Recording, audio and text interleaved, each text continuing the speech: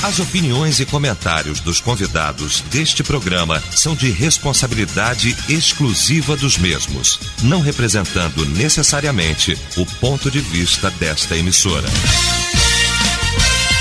A partir de agora, Debate Melodia. Olá, gente amiga! Bom dia! Quinta-feira, 1º de agosto de 2019, estamos de volta para mais um debate aqui na Melodia.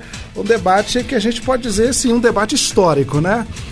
Não sei se vai ser bem um debate, mas acredito que não, mas a gente vai conversar teologicamente aqui, com certeza, tá? Então você que já está acostumado todas as quintas-feiras aqui com uma equipe, hoje tudo diferente aqui, é porque está acontecendo aqui em nossa cidade, na Igreja Presbiteriana, um evento que está falando do Sínodo de Dort, que aconteceu na Holanda, século XVI, né?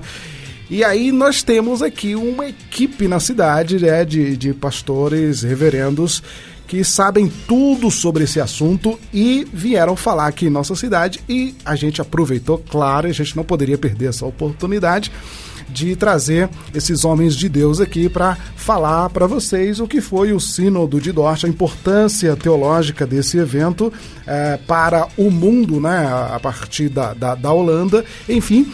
E está conosco aqui hoje, eu vou começar aqui, a nossa mesa hoje está repleta aqui, viu, gente? Nós temos aqui muita gente boa para falar. Bom, estou recebendo, vou começar aqui na mesa pelo pastor reverendo Abraham de Graaf, né, que é missionário da Igreja Reformada de Hamilton, no Canadá. Reverendo, bom dia! Bom dia! Tudo bem, né? Prazer estar aqui. Tá gostando Obrigado. Do clima de Vitória da Conquista, não? É ideal, eu gosto. Ideal, né? Pois é, olha só. Bom, está conosco também o pastor Lúcio Manuel, da Igreja Reformada do Brasil. Bom dia, pastor. Bom dia a todos os ouvintes. E quando o irmão disse que aqui a turma sabe tudo e mais um pouquinho, eu não duvido não, porque o tamanho da barba do moderador do Sínodo foi medido, o pastor Abrão está aqui para revelar o tamanho. Pois é, rapaz, Bom, conosco também o pastor Alan Kleber, né, que é de Aracaju. Bom dia, pastor. Bom dia a todos os ouvintes, é um prazer estar aqui e participar desse programa histórico, como histórico, você falou. Histórico. Aracaju é quente? Não tanto. Não nesse tanto. período a gente sempre divide lá, o inverno chove e o verão faz muito sol. Mas está um clima gostoso nesse tempo. Bom, e também recebo o reverendo Josafá Vasconcelos, de Salvador, presbiteriana também. Reverendo, bom dia. Bom dia, querido irmão, bom dia aos ouvintes da Rádio Melodia. É um prazer imenso estar aqui. O nosso propósito é um só, a glória de Deus.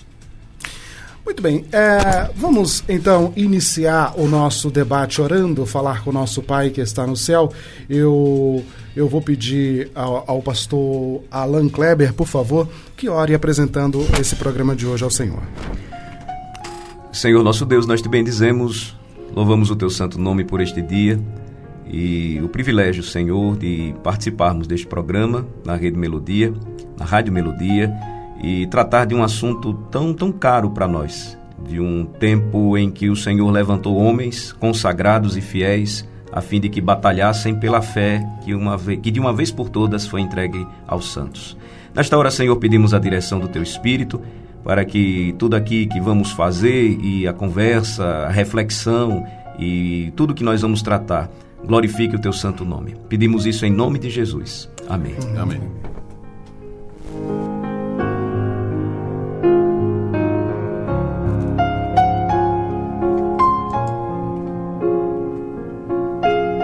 Debate Melodia. Vamos lá, eu vou começar aqui pelo pastor Abraham de Graaf. Pastor, eu quero saber o seguinte, a gente está ouvindo falar nesses últimos dias aí sobre o Sínodo de Dort, século XVI, um evento que ocorreu.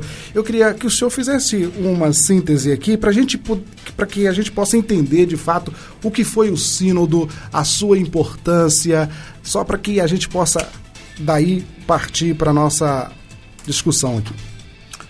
O Sínodo é uma reunião das igrejas que aconteceu no século XVII, lá em Dort, para resolver um grande problema, um conflito teológico dentro das igrejas. Então, a respeito da doutrina da salvação, da graça, e especialmente eu acho que também a respeito do livre-arbítrio. Houve opiniões diferentes entre então os remonstrantes e se chama contra-remonstrantes, e a situação ficou tão tensa que até chegou a quase uma guerra civil. Então o governo diz para as igrejas, então se reúne e resolve essa situação.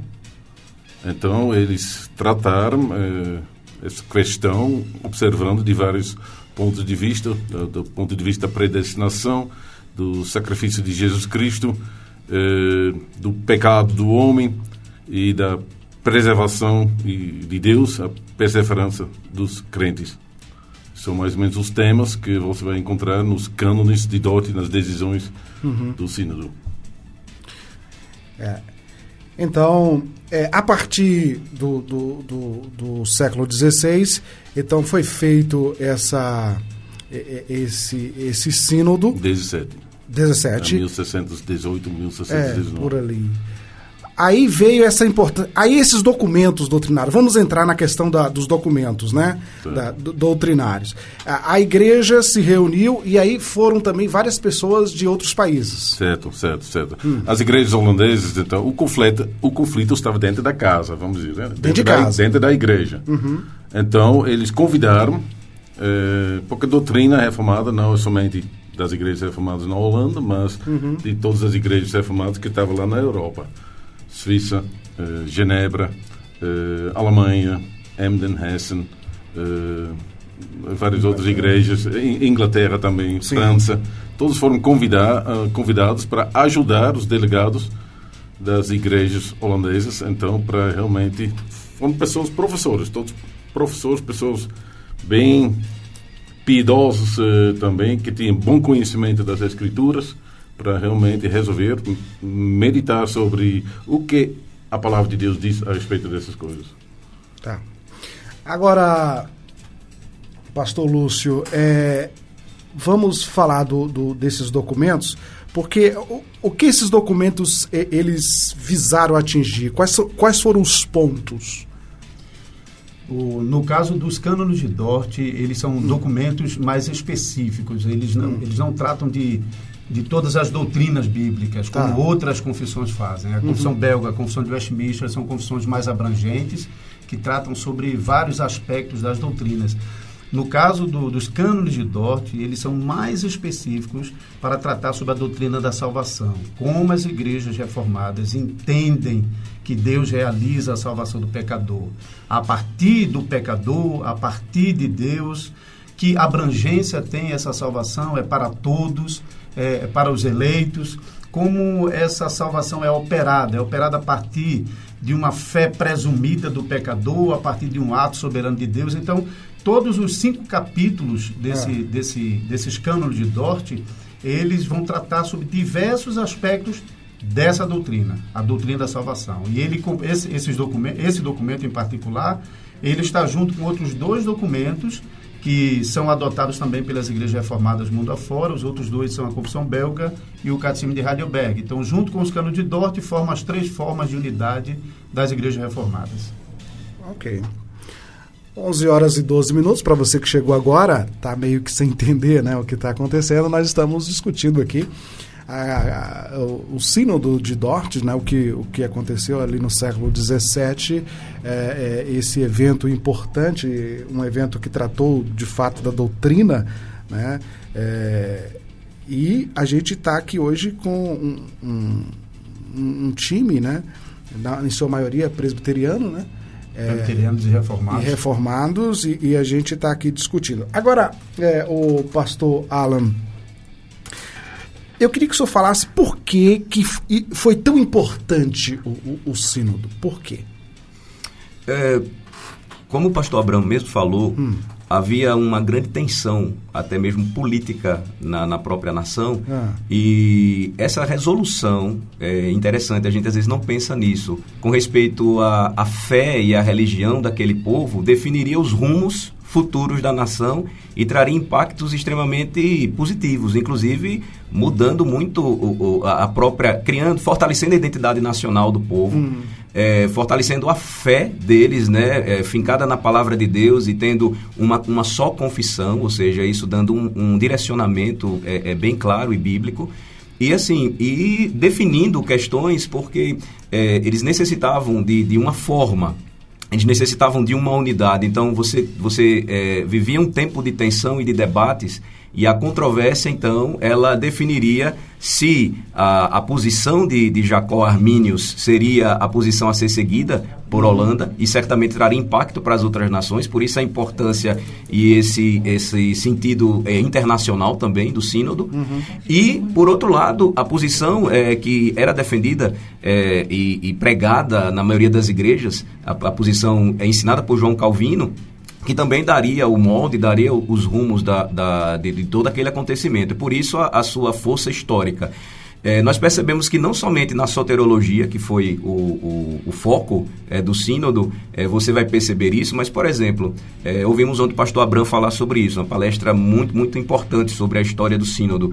João Ferreira de Almeida, que é o principal tradutor das Bíblias em língua portuguesa, é um ex-padre protestante, um ex-padre católico romano, convertendo-se à fé reformada, tornando-se um pastor protestante da Igreja Reformada, e que teve amparo da tradução holandesa e de todo o trabalho do sínodo, que mudou, por exemplo, a tradução da Bíblia para a língua holandesa, que influenciou a própria língua holandesa, e aí você percebe a sua extensão de impacto, por exemplo, na obra de evangelização, na obra missionária. Então, as consequências foram muito, muito importantes e benéficas. Agora, caso, vamos pensar, vamos trabalhar aqui com a suposição, caso não houvesse o sínodo, caso essa questão não se chamasse atenção para essa questão que a gente pode dizer, quando se mexe em bases doutrinárias, perigosa. Caso não se chamasse atenção para isso, o que poderia ter ocorrido? O que a gente pode imaginar? O país estava quase sofrendo uma guerra civil. À beira de uma guerra civil, né? O pastor Abrão até falou sobre isso e destacou.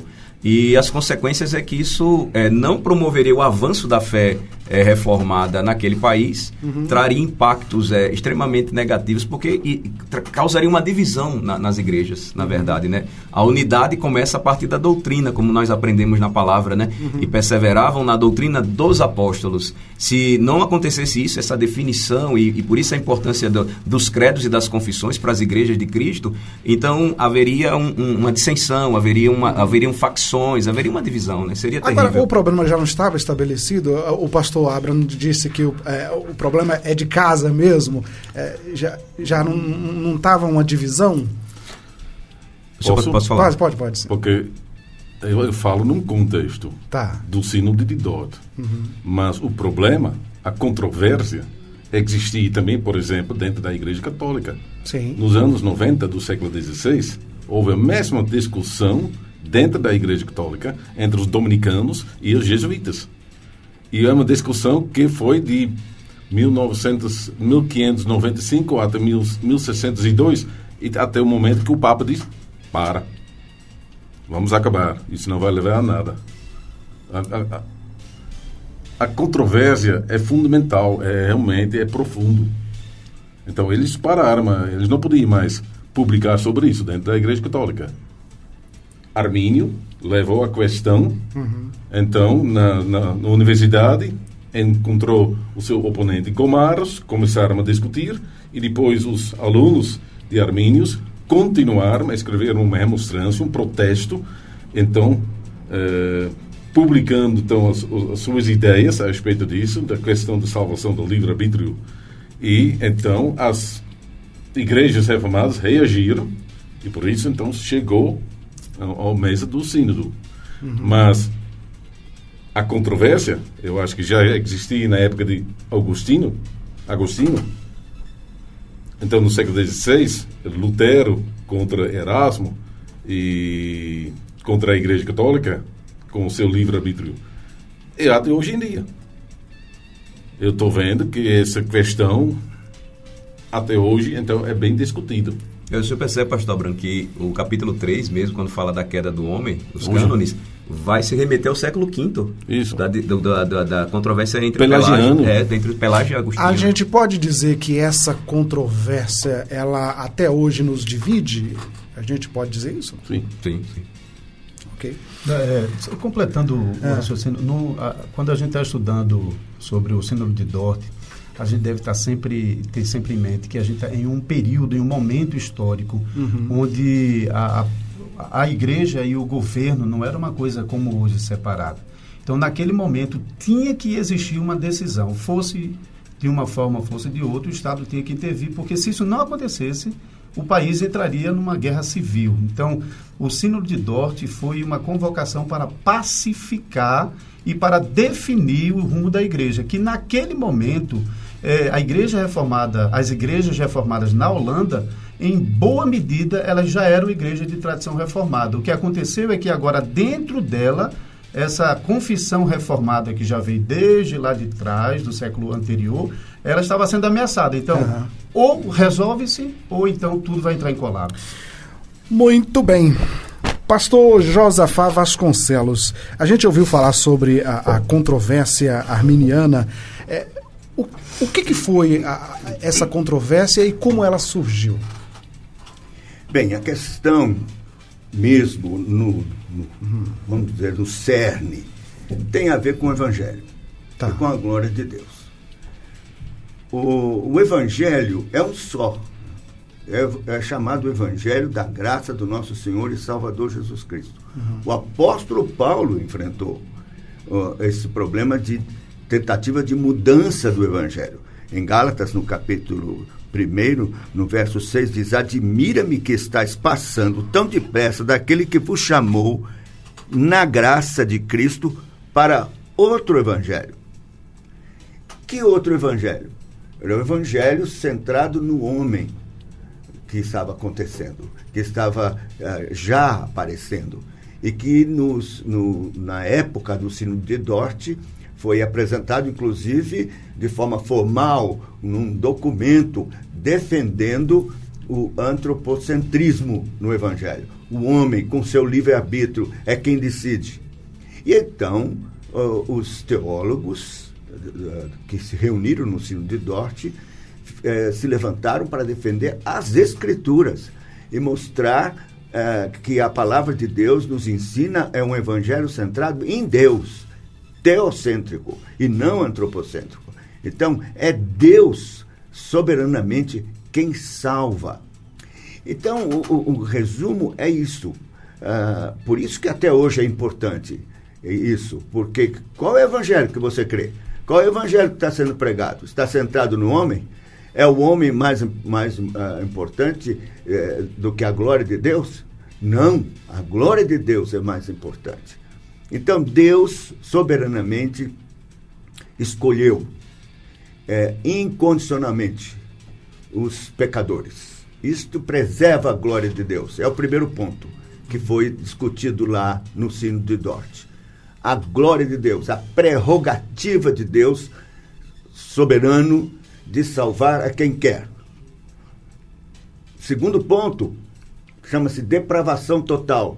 Isto é, o homem que pecou contra Deus ficou totalmente prejudicado em todas as faculdades da alma. Ele que podia escolher e tinha livre-arbítrio que Deus lhe concedeu. Já não tem mais. Não tem mais. Por quê? Jesus disse... Começou. Todo aquele que comete pecado é escravo do pecado. Então, o homem, o livre-arbítrio está prejudicado. Ele está tão contaminado em todas as faculdades da sua alma que o que ele quer é pecar, simplesmente ele não quer nada com Deus. Não há um justo, nenhum sequer. Não há quem entenda, não há quem busque a Deus. A palavra de Deus está permeada e mostrando essa escravidão. Eu sempre uso uma ilustração. Nós temos urubu e uma pomba. Aí você pega o o urubu, e bota diante dele um assado muito gostoso, né?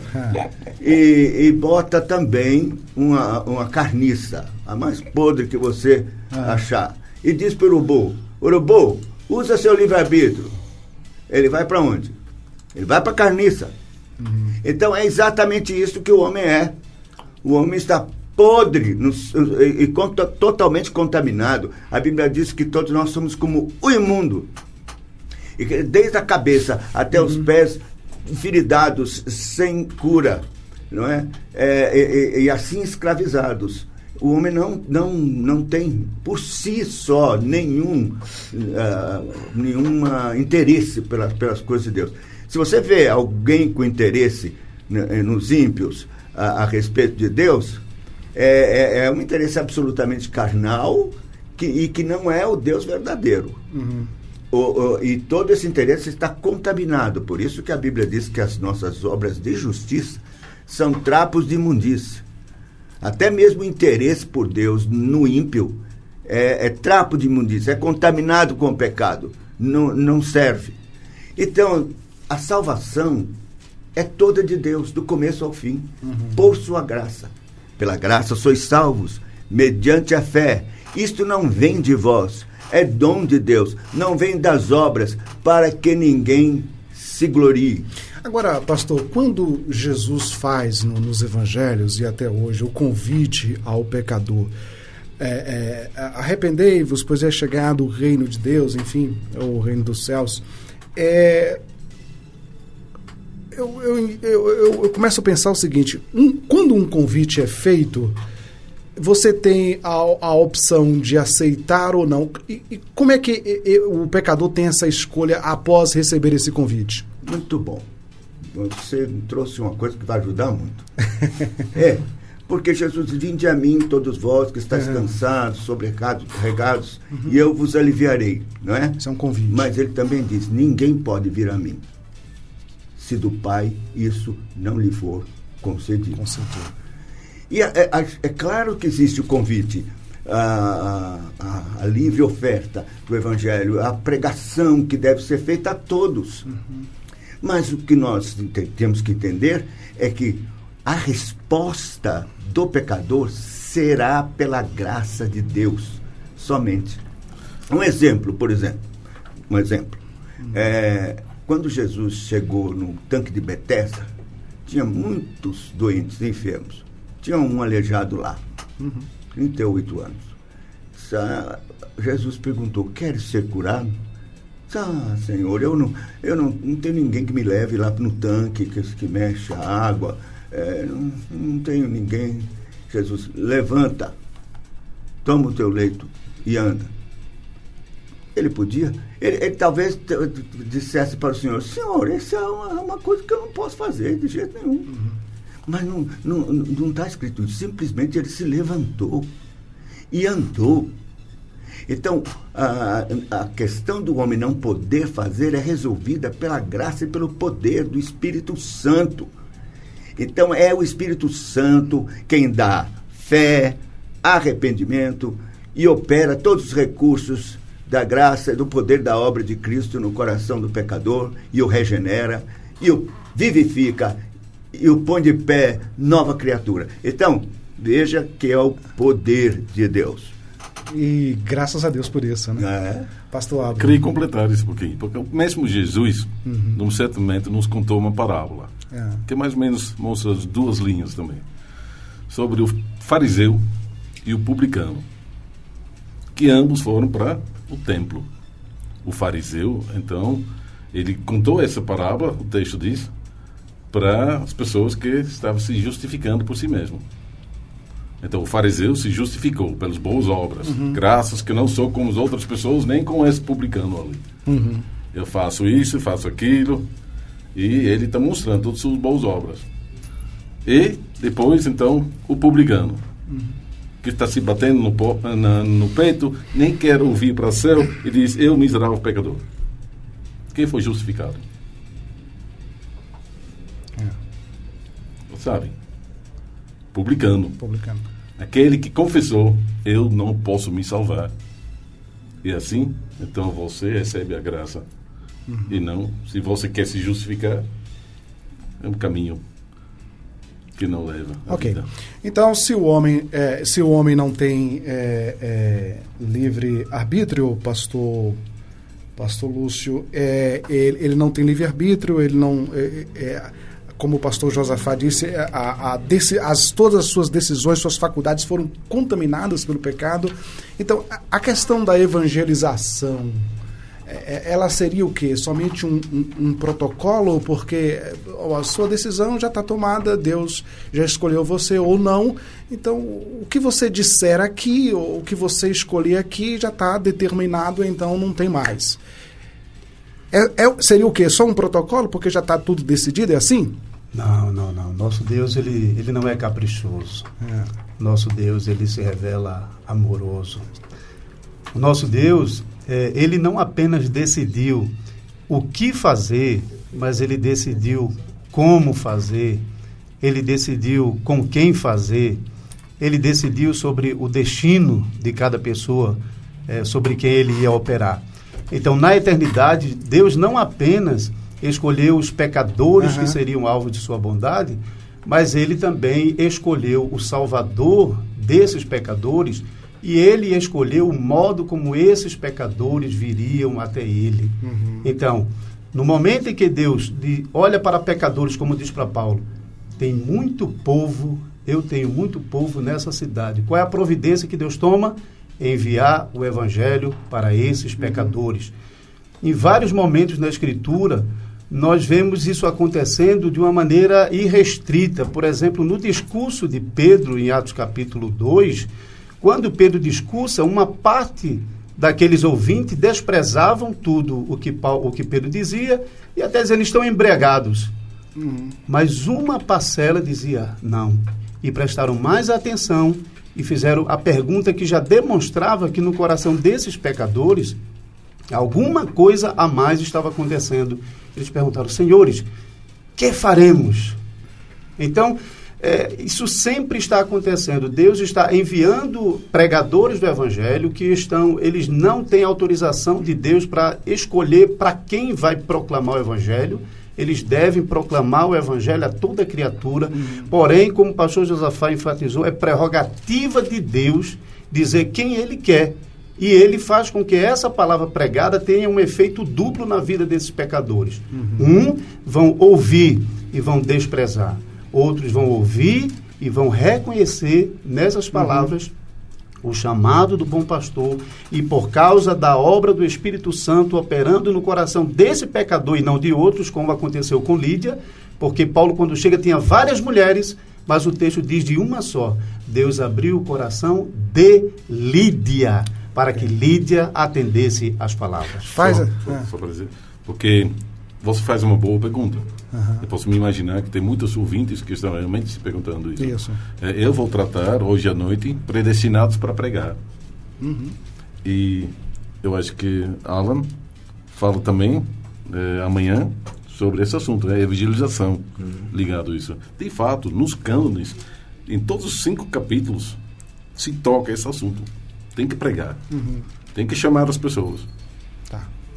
Muito bem, 11h32. Tá muito boa a nossa conversa aqui. Essa conversa doutrinária mesmo. A gente está usando como base o que aconteceu no século XVII no Sínodo de Dort, na Holanda.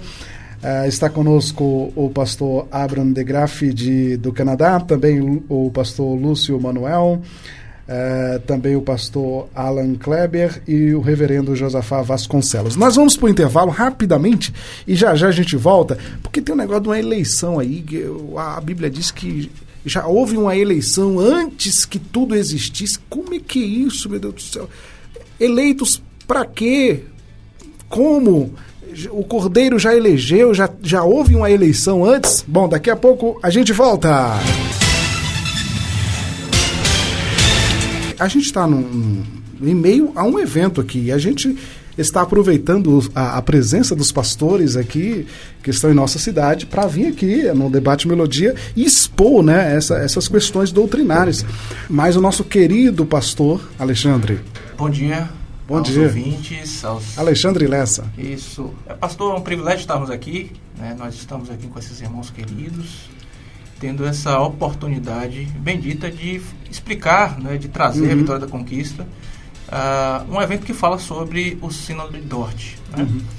Onde, graças a Deus, a gente teve a oportunidade de anunciar durante a semana, na verdade, de já explicar na chamada ali desse evento importante que ocorreu no século XVII e da controvérsia arminiana que surgiu, da proposta desse documento que chegou na Holanda, no Sínodo holandês, para modificar a doutrina que já era ensinada nas igrejas reformadas, propondo, como o reverendo Josafá disse aqui, uma ênfase antropocêntrica mesmo, né? Tirando o Deus, colocando a soberania de Deus na salvação de lado e colocando o homem no centro, como se ele ocupasse o lugar de Deus na salvação, né? Através da doutrina do livre-arbítrio, por exemplo.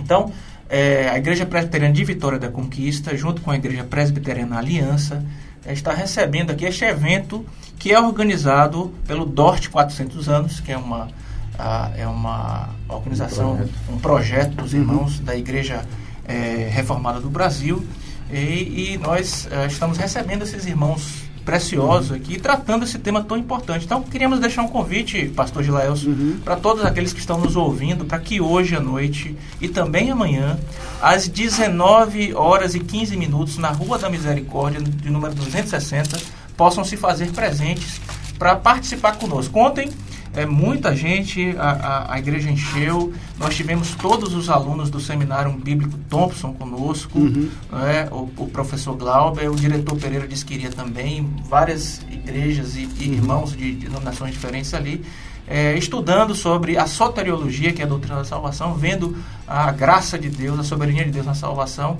e fica o convite para que você que nos ouve esteja presente lá nos próximos 2 dias. Então começou ontem, hoje e amanhã, sempre às 19h30? Isso, 19h15, e lá você também vai ter acesso à literatura reformada. Nosso irmão Jorge está conosco com vários livros, né, das diversas editoras que estão sendo atendidas aí pelo evento. A Clire está presente, não é isso? Os Puritanos, Editora Fiel e outras, né? Pronto. Então, venham participar do evento e adquirir livros, vai ser uma bênção. Tá, muito bem. Bom, 11h39, claro, já no caso o Sínodo detectou um desvio doutrinário, né, e era a hora da igreja se posicionar, da igreja falar pelo Evangelho. Agora, pastor Alan, eu quero saber o seguinte, o que me preocupa e de fato me parece muito importante isso, é saber a natureza dessa discrepância, dessa fala diferente do Evangelho. Porque eu já falei muitas coisas pela ignorância e ensinei errado. Acho que muitos de nós já ensinamos errado lá no início, né? E aí você falou, mas eu aprendi, me educaram, né? Eu ouvi, eu estava errado, eu aceitei e mudei. A natureza dessa discrepância, ela na sua opinião, ela é por ignorância, ela é maléfica mesmo, intencionada de desviar do Evangelho? Como é que é? Veja só, pastor, existe uma diferença, por vezes sutil, mas existe uma diferença entre uma imprecisão teológica, uma imprecisão hermenêutica quanto à interpretação das Escrituras, e a heresia, o erro doutrinário mesmo, de fato. Tá. Dort identificou claramente que o legado de Armínio, que foi levantado pelos seus seguidores, os remonstrantes, era abertamente uma heresia. Notem que é importante notar que eles identificam isso, primeiro porque durante a sua vida, Armínio ele sempre foi escorregadio. Ele nunca foi claro e aberto quanto aos erros que ele espalhou. Então, essa é uma das características do falso profeta. Segundo lugar, os remonstrantes, no início do sínodo, eles foram convocados, mas depois eles foram retirados, porque, na verdade, não era uma posição. O pastor Abrão falou isso ontem, mostrando para nós o aspecto histórico. Eles não simplesmente disseram, não, irmãos, é nesse ponto, nesse, que nós estamos achando que nós não estamos sendo bíblicos. Eles, na verdade, mais uma vez, foram escorregadios. E o que eles escreveram, que de fato foi o objeto de análise e refutação. A produção dos cânones, por conta do sínodo, né, o resultado do sínodo especificamente, teve uma parte positiva, onde a apresentação doutrinária correta da soteriologia bíblica ela foi exposta, e um segundo momento, os cânones então têm a parte onde os erros são claramente denunciados e biblicamente eles são refutados.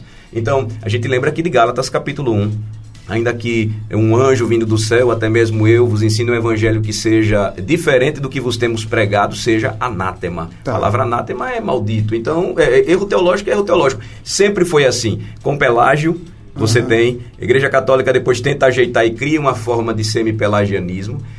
O que é que nós temos hoje, por exemplo, um dos grandes críticos do movimento evangélico século XX, século XXI, Dr. Michael Horton, ele diz claramente, o que nós temos hoje na maioria das igrejas protestantes é um tipo de semi-pelagianismo, não é nem arminianismo. Agora, eu entendo. Agora, quando o senhor fala assim, falso profeta, aí parece não deixar dúvida sobre o entendimento da discrepância. Né? O falso profeta, a gente sabe em quem ele tem a sua origem. Né? Então, eu acho que isso é muito sério e, ao mesmo tempo, também é necessário você falar. De certo. Armínio conhecia a doutrina da igreja muito bem. Então, ele estudou dentro da universidade das igrejas reformadas e foi até para Genebra, então, para estudar com Beza. Então, ele estava no centro das igrejas reformadas. E a controvérsia não é só uma controvérsia que surgiu naquele momento, mas, como já disse, já existia. Então, ele conhecia os oponentes, quer dizer, os reformados, e ele apresentou outra doutrina. Agora, uma Fica à vontade, lembrança aqui. Porque eu mesmo tive essa experiência de ignorância. Eu não conhecia os 5 pontos do calvinismo chamado o Evangelho da Graça. E era um pregador. E pregava o Evangelho como eu aprendi, como todo mundo ouve, quer dizer, nós somos pecadores, precisamos de Cristo e temos que decidir e convidar Cristo para entrar no coração, confessar os nossos pecados e crer que Ele é o Salvador e tal. Preguei isso muito tempo. E eu creio que muitos foram salvos. Deus quis salvar, apesar da superficialidade da pregação e do não entendimento da profundidade do que é o Evangelho da Graça. Então eu queria tranquilizar os ouvintes que muitos que creram em Cristo e que receberam mesmo a salvação e estão firmes no Senhor, que não significa aqui nós estamos dizendo que as pessoas que não são conhecedoras do Evangelho da Graça estão condenadas, vão para o inferno. Porque Deus é gracioso e salva, apesar do nosso pouco entendimento.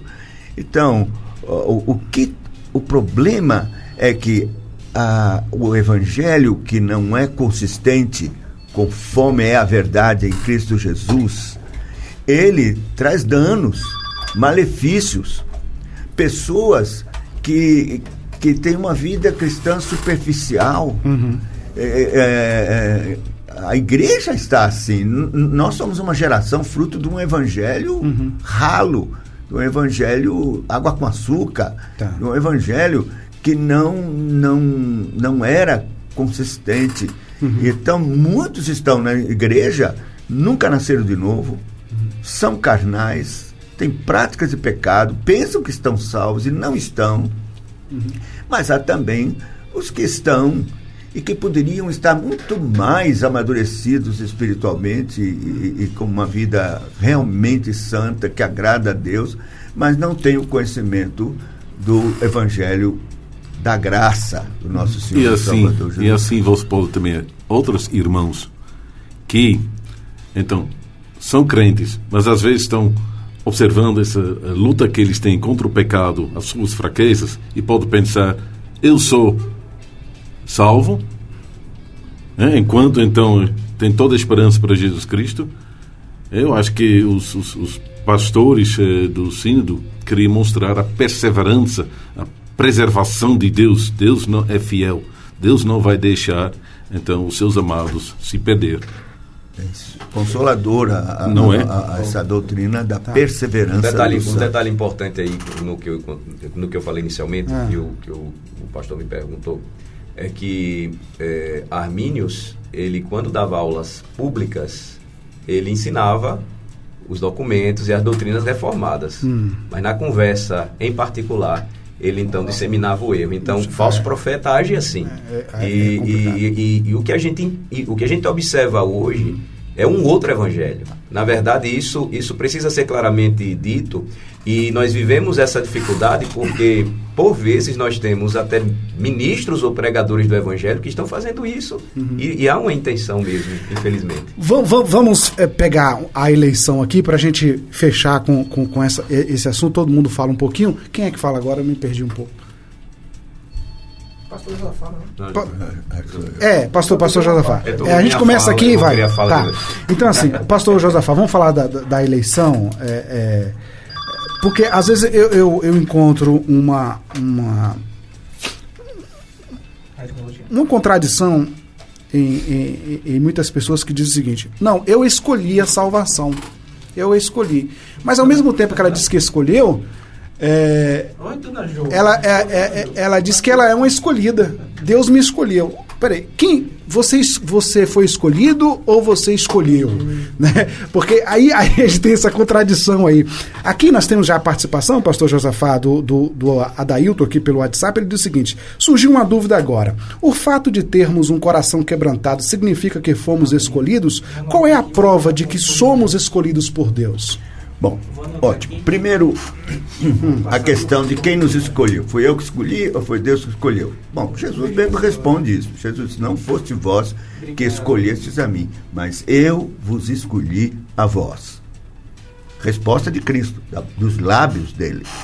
Um pouquinho de hermenêutica aqui, pastor, só um pouquinho, para ver se eu estou equivocado e para ver se o ouvinte também. Quando ele fala aquilo ali, ele não está falando da escolha dos 12 para o ministério?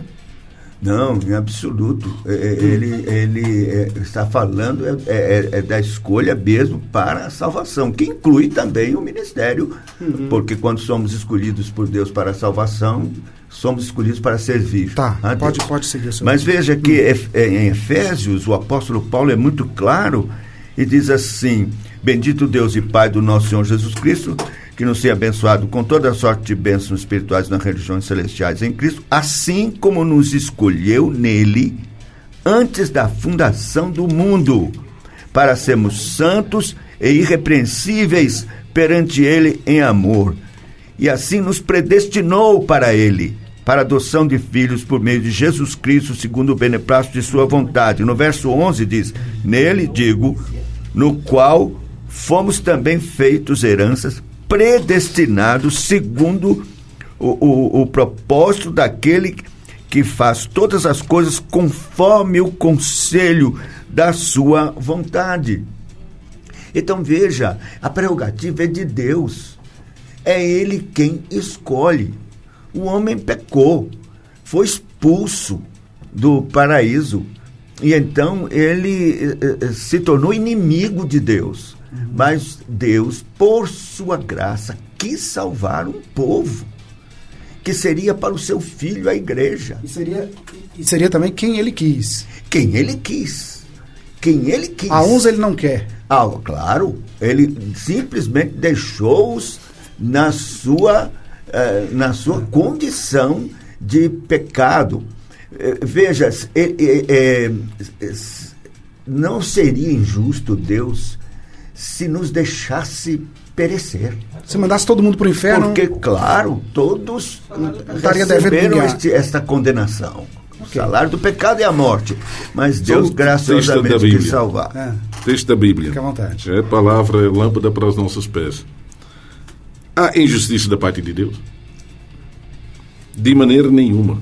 Pois ele diz a Moisés: compadecer-me-ei de quem me compadecer e terei misericórdia de quem eu tiver misericórdia.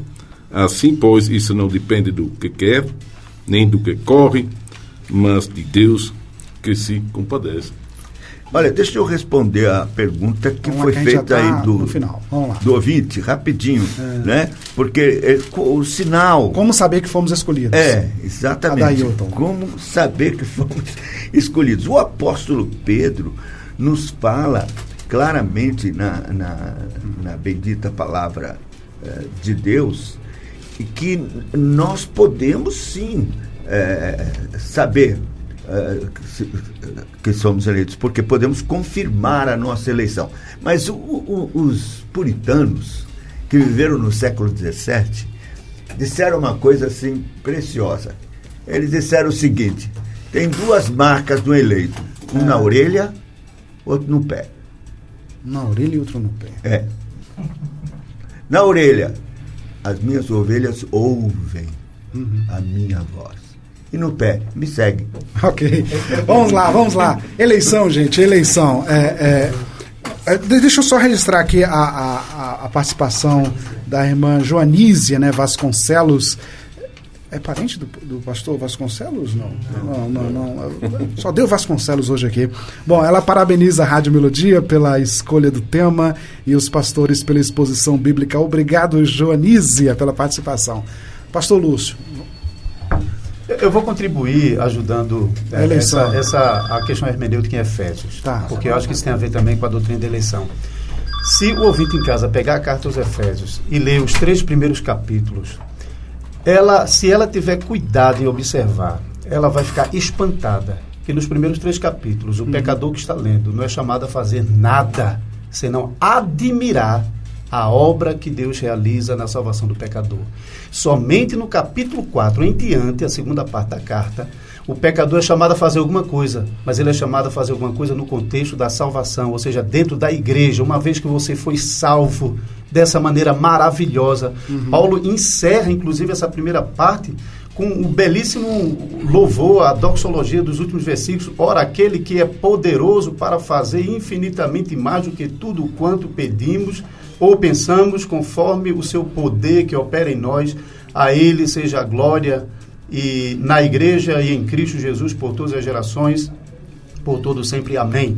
Depois que Paulo encerra a doxologia, admirando, celebrando, espantado o pecador, espantado, olhando Deus fazendo tudo.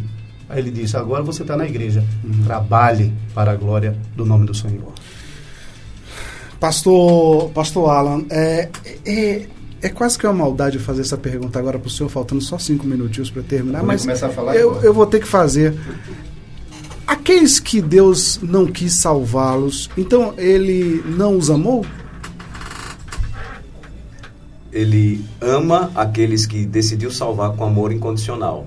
Aqueles a quem ele não amou, ele preteriu. Ou seja, esses serão condenados. E como é que ele amou o mundo inteiro?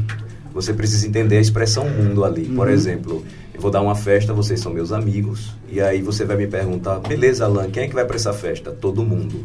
Ou seja, não vai o universo todo para a minha festa. E aí você precisa entender a expressão mundo e as suas várias formas, como ela acontece, por exemplo, na Escritura. Mundo, pessoas. Mas ele não atraiu a todos na cruz? Não necessariamente. Não necessariamente? Não. O sacrifício dele é eficaz e o objetivo é, você tem, um dos pontos dos cânones, né? A expiação é limitada, ele morre por seu povo. Na verdade, o nome, Mateus 1:21, Jesus, é porque ele viria salvar o seu povo dos seus pecados, então não seria todos, obviamente.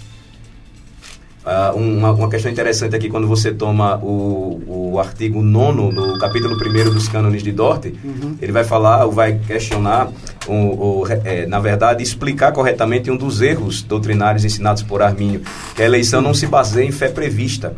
Vou ler rapidamente. A eleição não se baseia em fé prevista, a obediência da fé, santidade ou qualquer outra boa qualidade ou disposição que seja a causa ou a condição necessária aos homens para serem eleitos. Todavia, os homens são eleitos para a fé, para a obediência da fé, para a santidade, etc. Ele conclui: a eleição, portanto, é a fonte de todas as virtudes salvadoras, de onde emanam a fé, a santidade e os outros dons salvíficos, e por fim a própria vida eterna, como frutos e efeitos da eleição. É isso que o apóstolo ensina quando diz, conclui então o artigo 9 do capítulo 1 dos cânones de Dort. Assim como nos escolheu antes nele antes da fundação do mundo. Não porque fôssemos santos, mas para sermos santos e irrepreensíveis perante ele.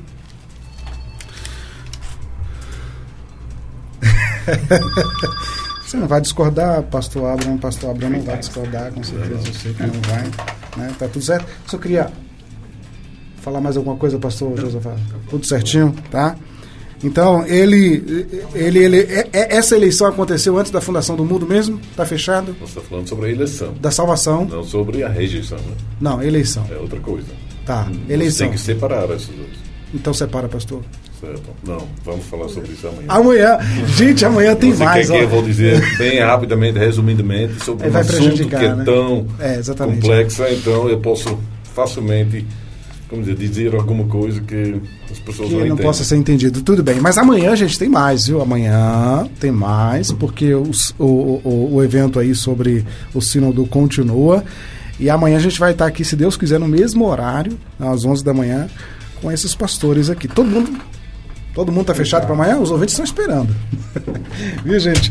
Então, ponto final no nosso debate Melodia de hoje. Debate Melodia. Agradecendo você do outro lado. Olha, amanhã vamos falar sobre o que? Livre-arbítrio. Tem mais o quê? Livre-arbítrio. Tem uns debates, né? Os debates de... Depravação total. Depravação total. E aí? Expiação limitada. Já tocamos aqui na expiação ilimitada. Limitada, né? Pois é. Gente, muito obrigado a vocês aqui do debate, ao pastor Abraham, ao pastor Lúcio, ao pastor Alan, ao reverendo Josafá. Muito obrigado a todos e, se Deus quiser, amanhã nós estaremos de volta para mais um Debate Melodia.